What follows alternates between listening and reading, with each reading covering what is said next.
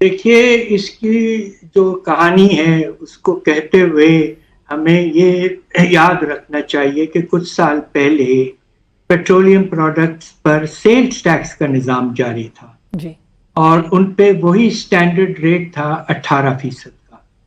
پھر ہماری فیڈرل حکومت نے سوچا کہ یہ تو شیئر کرنا پڑتا ہے 57.5% آف دا ڈویزبل پول جس میں سیلز ٹیکس شامل ہے، تو کیوں نہ ہم چپ چاپ سے اس سیلز ٹیکس کو ختم کر کے پیٹرولیم لیوی کو نان ٹیکس ڈکلیئر کر کے ڈویزبل پول سے باہر لے جائیں اور ریونیو سب کھا جائیں.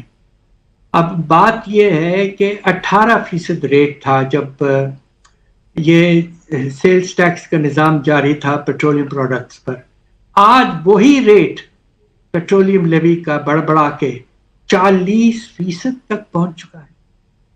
یہ سراسر غلط بات ہے، اس لیے کہ جب پیٹرول کی اور ڈیزل کی قیمت بڑھتی ہے تو اس سے ہر چیز کی قیمت میں اضافہ ہوتا ہے، بیکاز ٹرانسپورٹ کاسٹ بڑھ جاتے ہیں. اب آپ یہ سوچئے کہ پچھلے 2-3 مہینے میں افراط زر کی رفتار جنگ سے پہلے 5% سے کم تھی.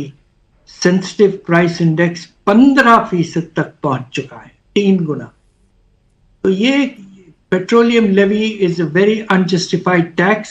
اس کا برڈن جو ہے وہ عام لوگوں پر زیادہ پڑتا ہے، اس لیے کہ ہر چیز کی ٹرانسپورٹ کاسٹ میں اضافہ ہو جاتا ہے.